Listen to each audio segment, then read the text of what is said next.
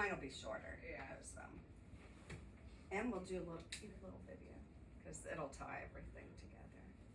So one more person? Okay. So Niyama asked me to talk about malignant hyperthermia. And like it says, hyperthermia, you would expect it to have something to do with a high fever, which it does. But what we're going to talk about are all the things that we can do in the meantime, because high fever is a really late sign, and we can make a difference in the middle, before that high fever occurs. So it's too late if you've gotten the high fever. So malignant hyperthermia is a hypermetabolic state. So if you think of malignant hyperthermia from now on, think hypermetabolism. And Katrina helped me. She said hypermetabolism like running a marathon, but also like a car. Like if you were to rev the car's engine constantly, then it's going to sustain for a little while, but then it's going to start affecting all the parts of the engine. And that's kind of like malignant hyperthermia on the body. It's a skeletal muscle disorder, and it causes the muscles to fire all the time. And so the body will sustain it for a short while, but then it will start wreaking havoc on all the organs of the body. So two things that it has to have for malignant hyperthermia to occur is it's hereditary. So you have to have a genetic predisposition. So it's in your genes. So you have to have the gene, and then you also have to have a pharmacological trigger, which is where you all come in, because the trigger is an anesthetic gas, one of the volatile gases like SIBO, halothane, or also the only depolarizing muscle relaxant that there is, which is succinylcholine. And we use that all the time. We're going to use it in a minute on an ECT. So we call it a muscle relaxer, but it's a paralyzing agent. So the patient doesn't breathe, then their muscles are all relaxed. So that way you don't see the actual ECT, the seizure that's given. That's why we give it there. The ED uses succinylcholine. Like if I were to dislocate my shoulder and they couldn't pop it back in, they might give me Sux. Well, hopefully they would give me a sedative and then Sux, and then pop it back into place, because all the muscles are relaxed, easier to pop it right back in. So don't forget, it's a hypermetabolic disorder of skeletal muscle, so it has to do with muscles, and it's pharmacogenetic. So you have to have a pharmacological trigger, and it's genetics. And people don't get tested for this on a normal basis. There's this thing called a caffeine halothane contracture test. I wrote it down because I can't remember it. But I think they do it like in 4 places in the whole United States. So you don't really get tested. You just find out, unfortunately, when you have surgery. So the incidence is, of course, very rare. I think this guy in his video is going to say that you're like 60 more times likely to be struck by lightning than to have MH. So that's good, because it's an emergency. It's like a code blue. But males, predominantly males, and then predominantly kids. So pediatrics are half of the cases. So when in pre-op, when they're asking, have you or a family member had a problem with anesthesia before, they're actually asking, screening for MH, because it's better to know, oh, well, yeah, Uncle Fred, he had some gallbladder removal and died in the middle of the surgery.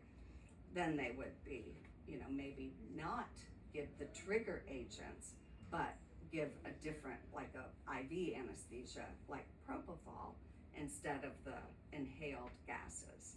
So anyway, that's one thing that they do in pre-op.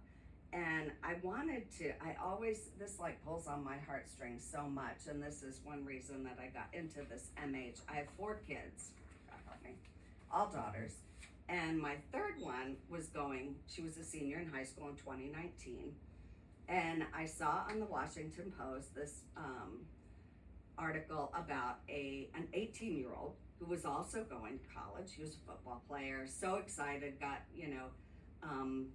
what do you call it, contracted to go to his favorite school to play football. Well, he needed his ACL repaired first. So he went, Nick Dixon, his name, and this was 2019, August 15th. He went in for his surgery at a surgery center, and they did not recognize MH, and he died on the way to the hospital. So everybody that uses inhaled anesthetics and succinylcholine should be aware of this and how to help in a crisis, because that still really gets me emotional, because I still have my Jess, and she's done with school now, but thank God. But this mom doesn't have her kid, so that's something that we can always prevent. We can always recognize and treat it. So that's my and then we'll go to a more positive note. So the anesthesia considerations pre-op, a lot of times we know if they have a risk for MH, and it should be the first case of the day. Overnight in the anesthesia machines, evidently the gases will degrade. So then it's more safe to do a case with, not that you're gonna use inhaled anesthetics, but if you're on the circuit, it could actually have some in the system. Also, I've had a couple anesthesiologists who asked us as PACU to recover the person in here, in the peds room or in the isolation room, because believe it or not, when these people come out from the OR, they're breathing out, they're exhaling gas. We breathe it in all the time. It's a happy place around here, but they breathe out the gas. And if we have Bay 1, like a gallbladder that just came out, and then we put an MH risk person in Bay 2, they could be exhaling gases that person could inhale. So I have had that. A lot of times we just pull the curtain and that's fine. So we try to do everything we can to prevent this, since it is such a serious problem. So MH, it has the skeletal muscle receptor abnormality. And what happens is in the skeletal muscle cell, there's a receptor, and it's like the gatekeeper, it's the door, it's like the bouncer. So it says, you can come in and you can't, and you can and you can't. Well, in MH, he's happy. He's like, yeah, come on, everybody come. All of you calcium molecules come in, and then they get this sustained contraction. So once you have sustained muscle contraction, like the revving of the car, you're going to have breakdown. And so one thing that happens is the skeletal muscles break down, and then all the stuff that's in the cell goes out of the cell and into the circulation, which is toxic to the regular circulation. Things that come out of the cell, things like myoglobin, and we'll talk about myoglobin. It's a really big molecule. It can clog the kidneys. Also potassium. Potassium's lethal to your heart, can cause cardiac arrest. Creatinine phosphokinase. That is like if you did a big, a huge workout yesterday, your CK is gonna bump up yesterday and today. So that is a measurement of skeletal muscle damage. So we always measure CKs in these cases. And even if, say my mother fell, and well, no, let's not say she did that. But Sally, who I don't know, fell and laid on her hip for 2 days because she couldn't get up, and nobody did a welfare check, and now she's gonna have muscle damage from just laying on her hip for 2 days. So what that does is causes the skeletal muscle breakdown and rhabdomyolysis, or that's what the breakdown of the muscle is called. So I'm just going to read this. Accelerated levels of metabolism sustain the muscle for a time, and then they produce, what are they going to be using? Those muscles are like firing. They're using oxygen like crazy, and then they're producing carbon dioxide. So they have low oxygen, high carbon dioxide, and it turns into an acidotic situation. So, and we'll, when we go to what we're looking for and what you'll hear anesthesia talking about, it's right there with that, the high CO2. So the rhabdomyolysis we talked about, over time, this hypermetabolism causes heat, and it causes heat that the body just isn't able to dissipate. So we'll do also cooling methods, but like I said, that's a late sign. So signs and symptoms, I just gave kind of a hint of what you're going to hear. All the CRNAs and anesthesia providers measure end-tidal CO2. I know you've heard, you hear it all the time. So the end-tidal CO2 is going to go up. It's going to go up and up and up. And what they're going to do is they're going to breathe faster for the patient. They're going to breathe bigger breaths in order to blow off that CO2. But it just won't happen. So that's the most likely symptom of MH. Also, you get masseter muscle, that's like some kind of facial jaw muscle, rigidity. So all your muscles are getting tight and tense because of the sustained contraction, even if you've had a muscle paralyzing agent. So it's, the surgeon may say, I don't think they're relaxed. Can you give them more Zemuron, which is a different kind of paralyzing agent? And then they just still stay very tight and tense. So high CO2, very rigid muscles, tachycardias, arrhythmias. If you were to put a Foley in, I love that nurses do, speak of pee in drinks, but that you would get Coke colored urine. So it would be like a dark brownish red, which is indicative of the myoglobin in the urine, because of the cell breaking. So let's see, what else? Treatment. This is the best thing. This is where you all really come in. They're going to ask for help. We don't need as much help as we used to, because we used to have to drop dantrolene. It took like 5 people. So they'll get help, and then they may ask you or the OR nurse to go get the MH cart. And where you all set up the anesthesia machine for ECTs, it's just over from that by the refrigerator, or by the juice refrigerator. So there's a cart, and there's a binder on top of the cart, and you flip that open to, there's a yellow page. So, and I've got some handouts that'll tell you this.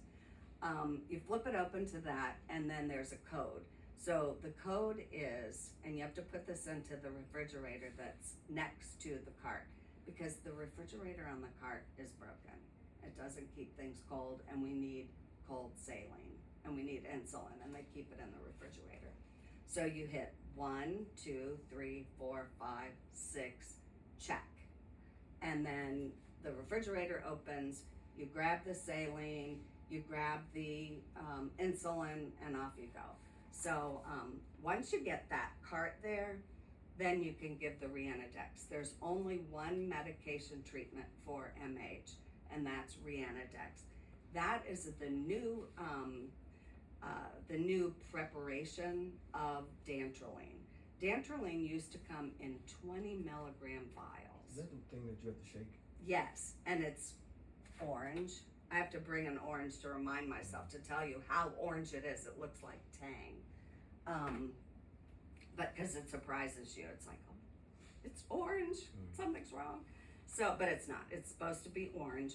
And yeah, 20 milligrams, and you have to it used to take like 5 people to, I had to give it once, and we were all drawing up the dantrolene. You have to put 60 milliliters, that's that huge syringe, in there, shake it up, then draw it back out, and then give it. Now for a 175, for a 70 kilogram person, hi, you wanna sit? Yeah, sure. For a 70 kilogram person, which is not big, it took 9 vials. So we had to reconstitute 9 vials. We're talking about dantrolene. Okay. And the old days, we had vials that just had 20 milligrams in it. And it's bright orange when you put the sterile water in there. And then we had to give 9 vials, which is at 60 cc's was 540 mils of fluid. So it's really work intensive. So somebody thought to make it, it's very, very expensive. I guess we thought to buy it. Now it's 250 milligrams in reconstituted with 5 cc's. Is that you say per vial? Per vial. Okay. Is that so cool? Yeah. So now you just 5, in you go, shake it up, still orange, and then give it. On the MH cart, there is a chart. You go, okay, there's 70 kilos, you give this much.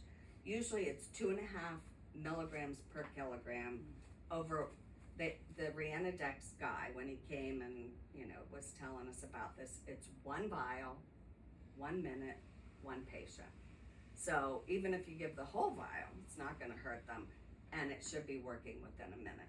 So it's so much more easy. But this survivability of MH, if you give Rianodine or Rianodex, is way better than if you don't. If you don't, you probably will lose your patient. So when you get help, get the MH cart, get the code and stop the triggering agent.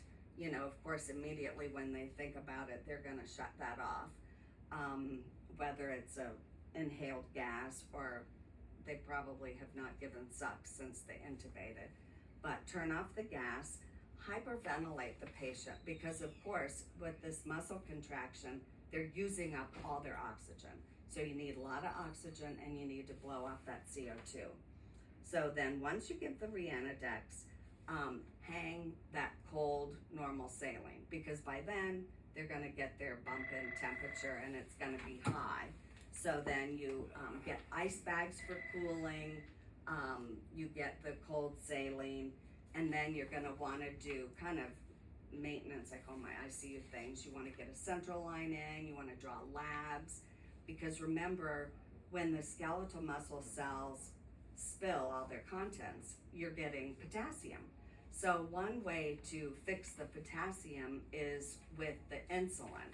So the insulin was in the fridge, and now you brought it, and what you do is you give insulin, and it pushes the potassium right back into the cells. So what the problem is that the potassium spilled out into the circulation. So when you draw blood, you get the circulation. Your potassium is, say, 6, which is high, and then it's affecting the QRS complex of the EKG. So you're getting, diminished heart function, probably because your QRS is getting wider and wider and wider, and ready to go into a cardiac arrest. So in order to give people insulin, of course, you need to give them sugar, because anybody would bottom out with IV insulin. So you give some D50, that's the IV version of glucose, and then some dextrose. So you give that, and then you give the insulin, and then the potassium goes back into the cell. It's all temporary, but it's a good thing to save their heart function for then. You also want to take care of the kidneys, and the kidneys are being clogged up. Oh, it did go out. They're being clogged up by the myoglobin. So myoglobin is a really big molecule, and so you go and hydrate the kidneys. You give a lot of fluid, and then you diurese with Lasix. So you're kind of circulating, and making sure that the kidneys are not gonna have like acute, kidney injury, as well. And then of course, as soon as they're stable enough, they go right to the ICU. So that is what I have. Katrina, do you know how to do this, laptop? It timed out. Oh, yeah. I just got one question. Mhm. You were saying earlier, how can you find out how far back in your family tree do you need to find out? Do you? 'Cause, Well, I mean, we don't know if I don't know if none of my family members had it, but how right, far, how far if you had a family member who, you saying grandmother, Mhm. great grandparents, or great uncles? I mean, how far right, do we have just to go back? if anybody has had, they're gonna wanna know. Like if your great grandmother had problems with anesthesia, then they would do precautions because there are options. There are options. I think we'll skip the video. Is it Niama's Well, it's Niama's, laptop? I put it on her laptop. I don't know. But I think you guys are getting busy and it's almost 7:30. But, there are options. They don't have to use the inhalational agents. They can use propofol. Right. And then they don't have to use Sux, they can use Zemuron. So there are options if you even think that you had an MH history So in would your it be better family. just to say I don't know and just use Right, the I mean, program? I don't know of anybody that's ever had it, that's what you say. Yeah, I don't know, I've never had trouble with anesthesia, and I don't know of any family members that have had problems with anesthesia. Most people will know, like they will be told extensively by their. Right, Medicare anesthesia will send anesthesia. them a letter, and then it'll be Yeah. passed Yeah, 'cause I down. have not heard anybody in my family. Right, well, that's good. It's And not that's why common. it's usually kids. Kids 19 and under have half of the, risk of Yeah. this, half of the incidence, because it's your first anesthetic. And a lot of times, what do? We gas the kids down, pop their ear tubes in, but then they've had an inhalational agent. So, sorry you missed the beginning. I've got a few of these. Oh, here's my Rianadex. It printed really big. But this is on the cart, and it's funny because there used to be 20 vials of dantrolene, and now there's 2 of these. And they cost like $2,500. So there's only a couple of MH carts in the hospital because I think they have 6 vials of this Rianadex in the hospital. We have one here, there's one in the L&D PACU, there's Right. a box, there's an MH. Oh, okay. Right, We have the L&D big cart. has 2, Cath Lab has 2, and then we have 2. Yep. So 6. And Because they're they're so expensive. The orange box is correct and not the whole pajama. Ours is a L&D. cart. Ours is Okay. the big Ours cart, is yeah. a cart. In L&D, it's like I'm a tackle L&D, box. so I Oh, was trying are to you? figure out. Oh, good. Yeah. Oh, duh, So should've known by the scrubs and the pink bags. yes. There's that.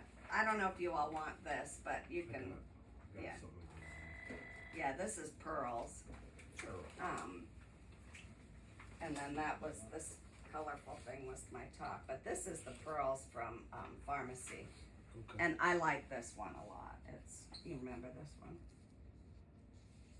I guess we can turn that off. Thank you all for coming. Thank you. This was- Thank you. I can keep this. Yes. Here, you want a pearl too? Should have a pearl. This is like the down and dirty. You have an educator too up there now, so he will Thanks a know lot, more appreciate about it. Oh, thanks. It's good to see you guys. Yeah. Yes, thank you. Okay, great. Thank you.